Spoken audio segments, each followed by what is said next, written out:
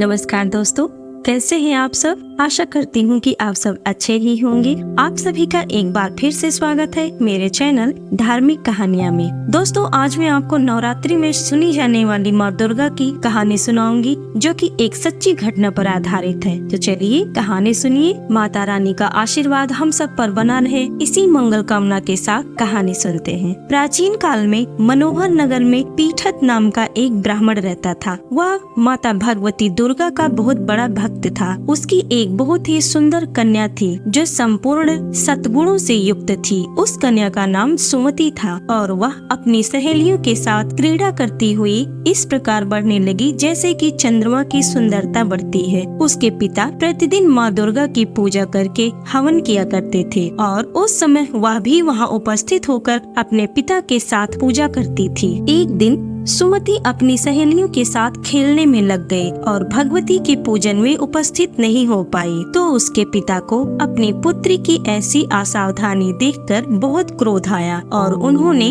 अपनी पुत्री से कहा, अरे दुष्ट पुत्री, आज तूने भगवती का पूजन नहीं किया, इस कारण मैं किसी कुष्ठ रोगी या दरिद्र के साथ तेरा विवाह करूंगा। अपने पिता का ऐसा वचन सुनकर सुमति को बहुत दुख हुआ और उसने अपने पिता से कहा, हे पिताजी, मैं आपकी ही कन्या हूँ और सब तरह से आपके अधीन हूँ। जैसे आपकी इच्छा हो वैसा ही करो। आप चाहे मेरा विवाह किसी से भी कर दो, पर होगा वही जो मेरे भाग्य में लिखा है। मेरा अटल विश्वास है कि हम जैसा कर्म करते हैं हमें उसी के अनुसार फल भी मिलता है, क्योंकि कर्म करना मनुष्य के अधीन है और फल देना ईश्वर के अधीन है। अपनी कन्या के इस प्रकार के वचन सुनकर ब्राह्मण ने गुस्से में अपनी कन्या का विवाह एक कुष्ठ रोगी के साथ कर दिया और क्रोधित होकर अपनी पुत्री से कहने लगा, हे पुत्री, अपने कर्म का फल भुगतो। अब देखते हैं कि तुम अपने भाग्य के भरोसे रहकर क्या कर पाती हो। पिता के ऐसे कड़वे वचन सुनकर सुमति के मन में विचार आने लगा कि मेरा बहुत बड़ा दुर्भाग्य है कि मुझे ऐसा पति मिला। इस तरह अपने दुख का विचार करती हुई वह कन्या अपने पति के साथ वन में चली गई। उस वन में उनकी रात बहुत कष्ट से बीती। उस बालिका की ऐसी दशा देखकर माता भगवती उसके पूर्व पुण्य कर्मों के प्रभाव से प्रकट हो गई और उन्होंने सुमति से कहा, मैं तुमसे बहुत प्रसन्न हूँ, तुम मुझसे जो चाहो वरदान मांग सकती हो। भगवती दुर्गा का ऐसा वचन सुनकर सुमति ने कहा, आप कौन हैं? कृपया मुझे बताएं। यह सुनकर भगवती देवी ने कहा, मैं आदिशक्ति भगवती हूँ। मैं ही लक्ष्मी, काली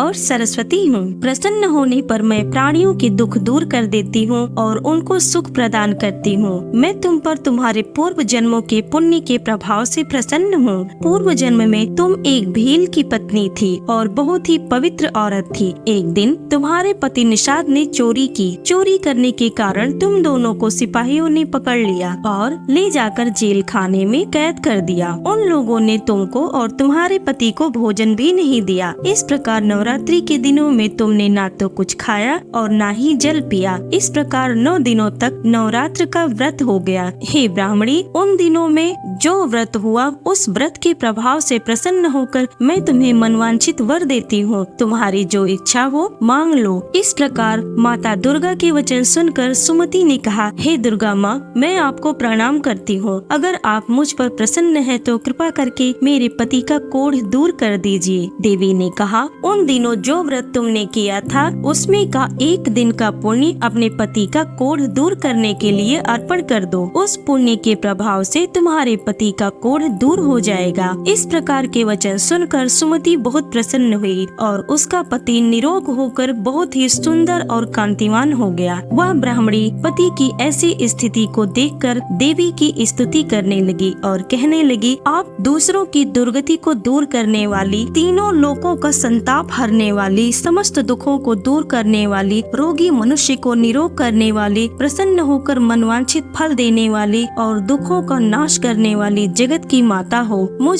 अबला को मेरे पिता ने एक कुष्ठी मनुष्य के साथ विवाह कराकर घर से निकाल दिया था। पिता के तिरस्कार से मैं वन में घूम रही हूँ और अब आपने मेरा उद्धार किया है। हे देवी, देवी मैं आपको प्रणाम करती हूँ, आप मेरी रक्षा करना। सुमति की ऐसे वचन सुनकर देवी बहुत प्रसन्न हुई और उन्होंने उसको अति बुद्धिमान, धनवान, कीर्तिवान और जितेंद्रिय पुत्र शीघ्र उत्पन्न होने का वर दिया। जैसी कृपा माता ने सुमति पर की वैसी कृपा सब पर करे। जय माँ दुर्गा। तो दोस्तों, कैसी लगी आपको आज की कहानी? कमेंट करके जरूर बताएं और धार्मिक कहानियों को सब्सक्राइब करना बिल्कुल न भूलें। धन्यवाद दोस्तों।